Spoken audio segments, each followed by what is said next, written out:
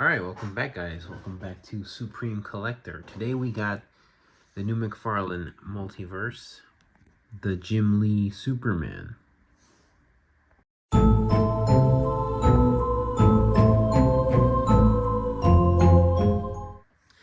And so we got our 2023 release of this Jim Lee Superman from Hush. He's come a few different versions of him, but this is the more neutral style that we've got today, and probably the best one out of the three. So, as all these figures are coming with, this is the art trading card, Jim Lee Superman from Hush, with the regular old Superman read. We've got two flying hands. We've also got a base, a flight stand actually, not a base. So that's a good little addition compared to the Kyle Rayner.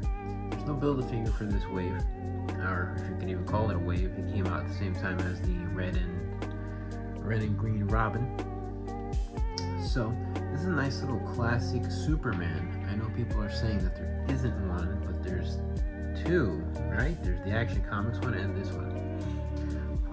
Just right off the bat, something you might notice is his left leg is a little warped, so maybe yours isn't, but that knocks off some points off mine. It's not too bad. I can fix it later with some hot water.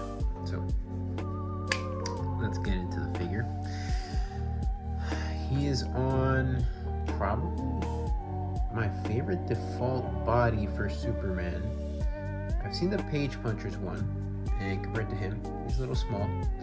And the Action Comics one I also have, but I've got the 2-pack version, the one that came with Atomic Skull. And that one's a little skinny in the legs. I don't really mind it too much, but his legs are a bit skinny. And he's got single jointed elbows, so that is something I do mind. And I'll bring him up for a comparison later. So, let's just bring Superman closer so you can see the Jim Lee face sculpt over here.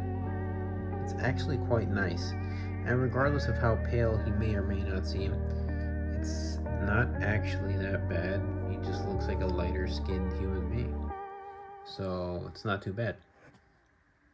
Like I said, he comes with the flying hands, but he also comes with the 2 fist hands, and he also has something that, from what I can tell, we've been waiting for a while, and that's at the back.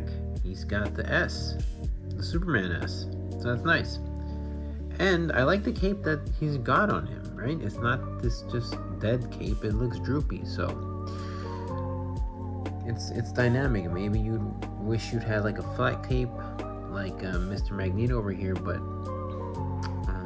this could work in many different poses.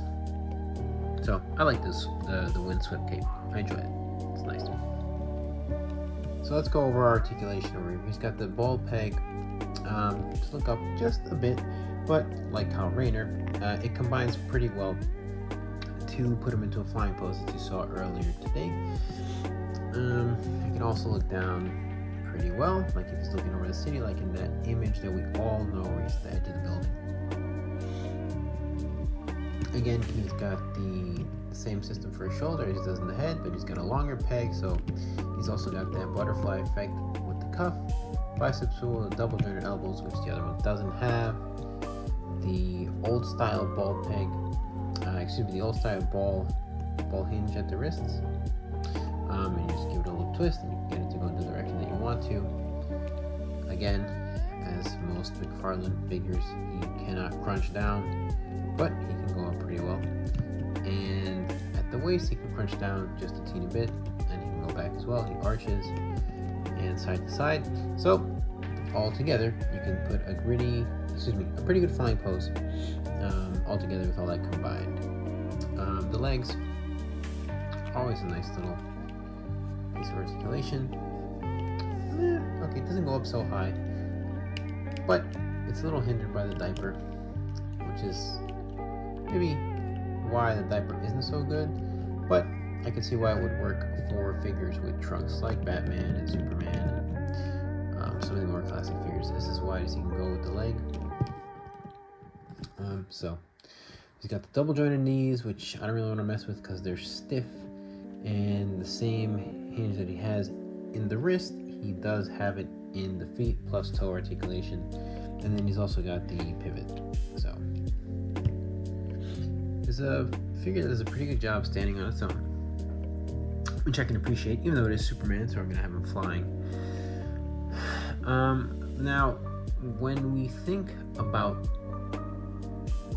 our definitive Superman in terms of a figure, we'd like to have him similar size to Batman, but unfortunately for the same style Superman, the Hush Superman and the Hush Batman, there's going to be a big height difference. I don't have my Hush Batman yet, but I can tell you from what I've seen, significantly taller. But I'm going to bring in a Batman that I have from McFarlane, as well as maybe another Superman to compare them to, and maybe I'll just show you with Green Lantern. And we've got our good old three favorites here in the back: Clayface from Mattel, Cyclops, and Magneto. So we'll be back. Now here we are comparing both our beautiful Superman figures, just so you can see some differences. The S shape on, this is the 2-pack Superman, by the way, not the 1000, I don't have that one, but I will call it the 1000 one for the sake of the video. So on the 1000 Superman, we can see the difference in the chest piece in terms of the emblem. The emblem on the Superman on the right here is more of a crest, and this one is like a cloth type design that they gave him. You can also see the cape is much longer, his legs are a bit skinnier, and his ankle joints are a bit bigger as well, plus that unfortunate single jointed elbow. Overall, I do prefer the one on the left here, just because he's a bit thicker in the chest, he's got the bigger legs, and the double jointed elbows. The crest thing doesn't bother me as much. I take it either way. I do like the dynamic capes on both. Although I do prefer my shorter cape on Superman, he does have the S on the back as well. The head sculpt, from my point of view, they're both really good. And even though he is a bit whiter or lighter, it doesn't bother me at all. Yeah, they just look like this Superman is 29 years old, and this right here is maybe in his 30s, because the hairline, and just the density of his physique, I quite enjoy it. I think it's great. But both beautiful Superman figures. They are similar in height. As you can tell, my Superman on the right here, his leg is also unfortunately warped. And what would Superman be without Batman? No, I am not out-angling Batman with Superman. Excuse me, Batman. I'm not out-angling Batman right here as Superman. They are the same size, sort of, although Batman is a little bit further back, just because I want to get the full figure in. But they're similar size. This guy's arched up a little bit just because he's Superman. I want him to, have that wide chest up. But they're similar heights, and this is what I think the perfect Superman to Batman height ratio is going to be in terms of the McFarlane line. So as you can tell, they look pretty good together. Although maybe the other Superman looks a little bit better with this Batman, but this is just in the same ballpark of any classic Superman you can get.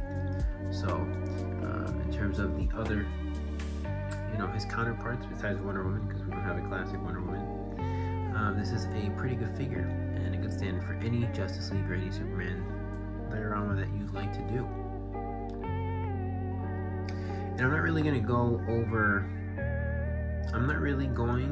over any changes I'd like for what this display could be with the Hush style or the more modern type Batman with the large bat on the chest, because those are more changes that need to be done to the Batman in terms of his sizing compared to the rest of the figures from the Multiverse. So Superman does a bang up job of being our Superman. We have two great Supermen. Unfortunately, one has single jointed elbows, but I'm sure down the line they can release that figure again with some double jointed elbows. That'd be nice, or somewhere somehow some customized will figure that out. So this is the Jim Lee Hush Superman here with our Batman. And that's all. Thank you for coming back to the Supreme Collector. Goodbye.